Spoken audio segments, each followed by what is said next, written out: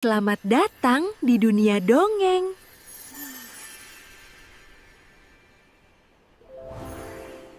Telur emas dari ujung hutan. Di tepi hutan yang sunyi, jauh dari keramaian desa, berdiri sebuah gubuk reot yang nyaris roboh dimakan waktu. Di sanalah tinggal seorang nenek tua bernama Nenek Nira.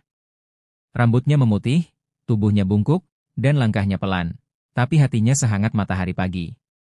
Setiap hari, ia berjalan menyusuri hutan mencari ranting dan kayu bakar untuk dijual ke pasar desa. Dari hasil itulah ia membeli sedikit makanan untuk menyambung hidup. Hidupnya sepi. Tak ada keluarga, tak ada teman. Namun, ia selalu tersenyum dan bersyukur. Hingga suatu hari, di balik semak belukar, Nenek Nira mendengar suara lirih seperti rintihan. Dengan hati-hati ia mendekat dan menemukan seekor ular besar berwarna putih, tubuhnya luka dan berlumuran darah, napasnya tersengal. Anehnya, ular itu tidak menyerang, justru memandang sang nenek dengan mata yang penuh harap. "Ya ampun, kasihan kau, Nak," bisik Nenek Nira. Tanpa ragu, sang nenek membalut luka-luka si ular, membawanya pulang dengan kain dan bambu seadanya. Hari-hari berikutnya ia merawat sang ular dengan kasih sayang yang tak berbeda dengan seorang cucu. Ia menyuapinya air, membersihkan tubuhnya, dan setiap malam mengusap kepala ular itu sambil bernyanyi pelan. Waktu berlalu. Luka ular itu sembuh. Ia mulai tampak gagah dan kuat kembali. Tapi ia tak pergi. Ia tinggal bersama nenek, menjaga dari kejauhan seperti seorang penjaga yang setia.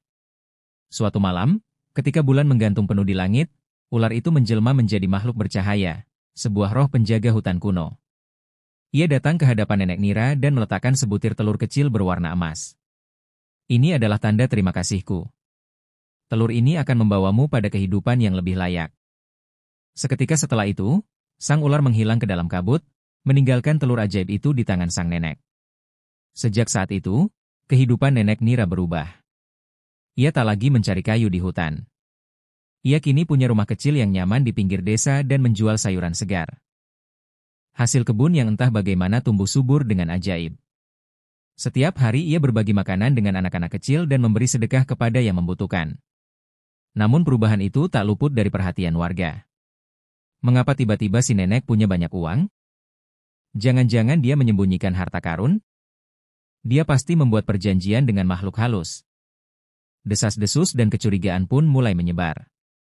Beberapa warga bahkan mengintai rumah Nenek Nira, mencoba mencuri telur emas atau mencari bukti sihir di ladangnya. Ketegangan meningkat, hingga suatu malam, desa dilanda badai besar yang menghancurkan banyak ladang warga. Tapi rumah dan ladang Nenek Nira tetap utuh. Saat warga mendekat, mereka melihat cahaya lembut menyelimuti rumah sang nenek. Dari dalam rumah, terdengar suara ular putih yang menggema, menyampaikan pesan. Orang yang berbagi kebaikan akan selalu dijaga oleh alam. Tapi mereka yang diliputi iri, akan kehilangan lebih dari yang mereka punya. Sejak saat itu, warga mulai berubah. Mereka meminta maaf kepada Nenek Nira dan ikut menanam sayuran, membagi hasil panen bersama. Kehidupan desa pun menjadi lebih damai, dan nama Nenek Nira dikenang sebagai perempuan yang mengubah semuanya hanya dengan hati yang penuh kasih. Terima kasih sudah menonton. Nantikan terus cerita dongeng yang menarik di episode selanjutnya.